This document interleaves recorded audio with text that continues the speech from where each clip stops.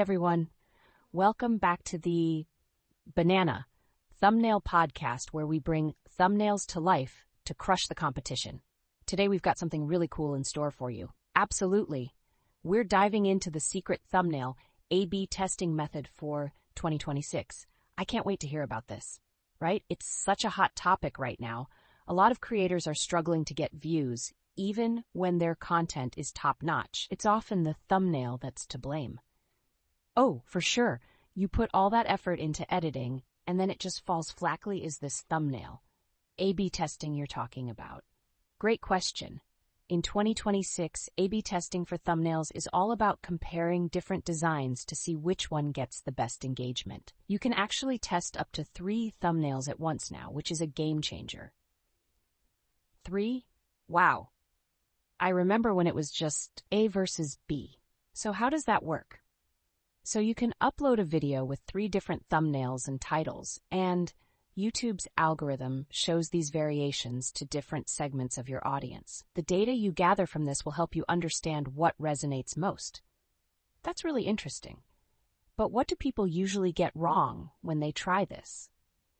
Most people just throw up 3 random images and hope for the best. But that's not effective. You need to focus on specific variables, like just changing the text or the main image, so you can pinpoint what works. Oh, I see. So it's like trying to fix a car engine by only changing one part at a time. If you swap everything at once, you won't know what the problem was. Exactly. And with YouTube's 2026 algorithm, it's more critical than ever. It processes a mind-blowing 80 billion signals a day. The key metric now is viewer satisfaction, not just click-through rates. Right. So if the thumbnail promises something the video doesn't deliver, the AI picks up on that, which can really hurt views, right? Exactly. I've seen channels lose 30% of their views just because their thumbnail was misleading, even if it got a lot of clicks initially. Wow, that's harsh. So how should creators approach thumbnail design, especially since a lot of views come from mobile devices? Great point. Did you know 70% of YouTube views happen on mobile? When designing, keep in mind that most viewers will be looking at small screens. That's huge. So how can you make sure your thumbnails stand out on mobile? Alex, stick to the standard 1280 by 720 pixels and focus on high contrast and large text. Thumbnails with human faces showing strong emotions can boost click-through rates by 20 to 30%. So it's all about making that face really big and emotional, huh? That's a fun tip. Totally. And keep the text bold and short, 3 or 4 words max. It should be easy to read at a glance. Got it. Now, you mentioned a shorts first testing method earlier. Can you elaborate on that? Absolutely. YouTube. Shorts are getting about 200 billion views daily, and the stakes are lower for them. If a short flops, it disappears within 24 hours, so there's less risk involved. That's smart. So, how do you use that to help your long-form videos? What you can do is create shorts using your 3 best thumbnail concepts for an upcoming long-form video. Test those out to see which gets the best engagement.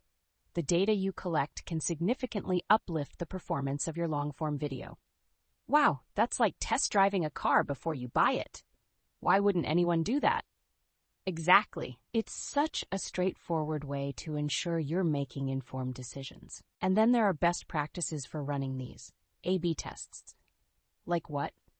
Make sure to run the tests for at least 3 to 14 days or until you hit 1,000 impressions. You need a statistically significant sample size to draw reliable conclusions. Gotcha. So don't just end it after a day if one thumbnail is slightly ahead. Exactly. Audiences can behave differently on different days, so patience is key. So to wrap up, what's the bottom line here?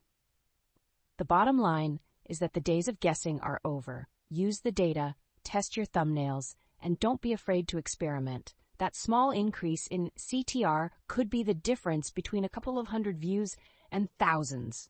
I love it. This has been so insightful, and I can't wait to see how our listeners put this into action. Me too.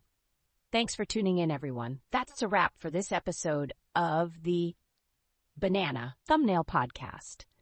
Thanks for listening, and we'll catch you in the next one.